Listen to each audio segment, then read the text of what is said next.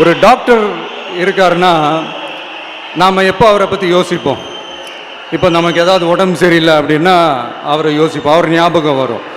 அது மாதிரி நமக்கு ஏதாவது ஒரு பிரச்சனை அப்படின்னா ஒரு வக்கீலை தேடிப்போம், அவர் ஞாபகத்துக்கு வருவார். இது மனித இயல்பு. அந்தந்த பிரச்சனை வரும்போது நம்ம அவங்கவுங்கள தேடி போவோம். ஆனால் ஆன் அ டெய்லி பேசிஸ் நம்ம சும்மா சாப்பிடும் போது கூட நம்மளை அறியாமல் ஒருத்தவங்களை பற்றி நினைப்போம், நம்மளை அறியாமல் அவங்களுக்கு நாம் நன்றி சொல்லுவோம். அந்த மதிப்பிற்குரிய அந்த மனிதர்கள் வேற யாரும் இல்லை, விவசாயி விவசாயி விவசாயி.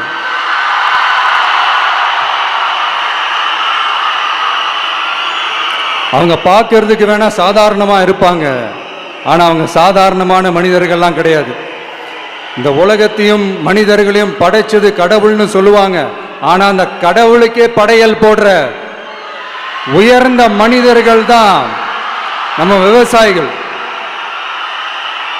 அதனால நான் ஏதோ ஓவராக ஏதோ சொல்கிறேன்னு நினைக்காதீங்க.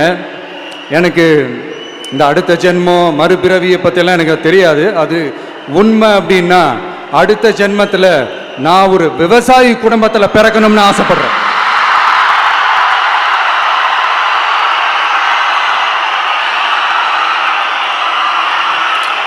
எனக்கு விவசாயத்தை பற்றி டீட்டெயில்டாக தெரியாது தான், நான் ஒத்துக்கிறேன். அதனால் மற்றவங்க மாதிரி நானும் டெல்டாக்காரன் தான் அப்படின்னு உங்கள் காதில் டால்டா ஊத்தலாம் நான் வரல.